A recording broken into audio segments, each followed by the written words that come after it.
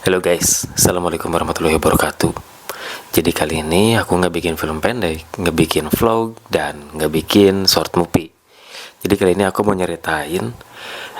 Ini ada chat dari salah satu subscriber nge-DM ke Instagram dan nyeritain tentang pengalaman horor, dan ini nggak dilebih-lebihin.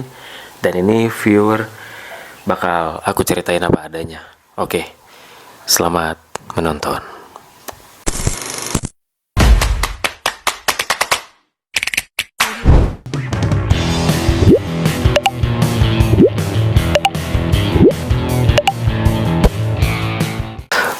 Bang, gue mau cerita sesuatu. Ini kejadian sebulan lalu pas gue pulang kerja malam. Gue bukan orang yang gampang percaya hal-hal begituan. Gue nggak percaya dengan hal-hal mistis. Tapi sejak malam itu, gue nggak pernah jalan kaki sendirian lagi. Apalagi malam-malam. Gue pulang lembur, keluar kantor jam 11 lewat. Karena motor lagi di bengkel, gua jalan kaki dari halte rumah. Jarak estimasi waktu sekitar 10 menit lah. Di rute itu ada satu jalan kecil. Bukan gang sempit, tapi cuma bisa dilewatin 2 motor doang. Lampu jalannya hidup, tapi redup banget. Kayak hidup segan, mati pun tak mau. Gua jalan sambil ngecek HP, sambil main HP karena emang sepi.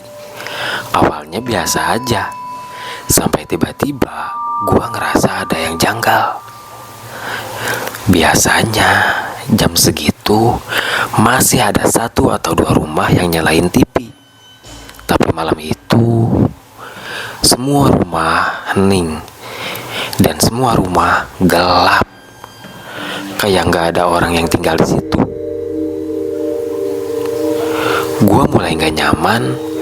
Gua percepat langkah, tapi nggak terlalu cepet sih, masih pelan.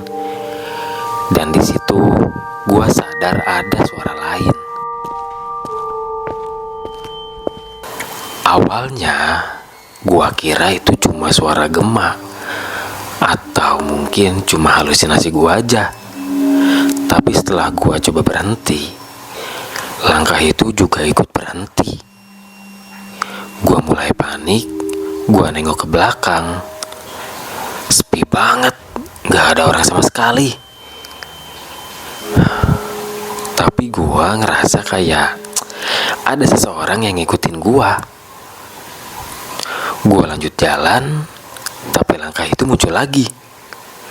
Enggak kenceng, suaranya pelan, kayak orang yang sengaja ngikutin dari jauh. Gua coba tenang sampai gua masuk tikungan. Di tikungan ada rumah kosong. Sudah bertahun-tahun gak ditempatin. Gentengnya udah pada jatuh, rumput halamannya pada tinggi. Dan tempat itu bahkan di siang hari pun kelihatan nyeremin. Pas gua lewat rumah itu, langkah di belakang gua berhenti, tapi diganti dengan suara lain.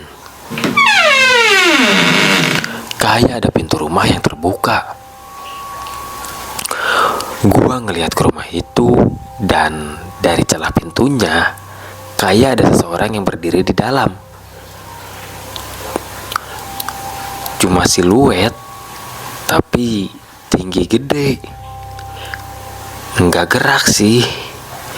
Gua pikir maling.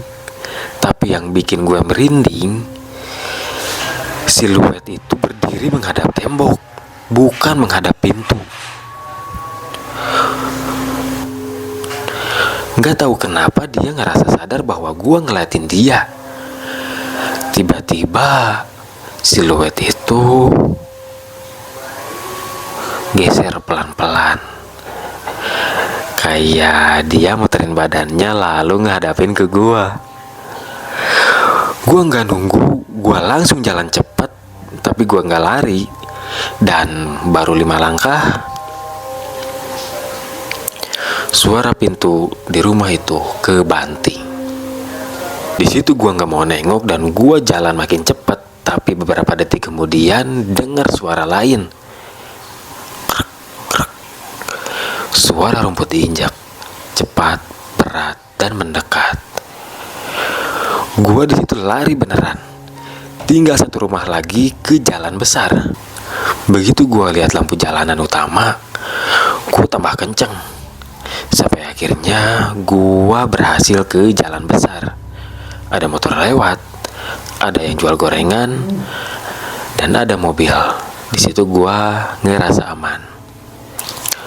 Dan waktu gua nengok lagi ke arah gang tadi, sepi. Tapi di depan rumah kosong itu ada seseorang berdiri. Berdiri diam menghadap gua, dan posisi badannya bungkuk, kayak bahunya patah. Gua langsung menjauh dari gang itu, dan yang bikin gua yakin bahwa itu bukan maling dan bukan manusia ataupun orang mabok atau orang iseng, yaitu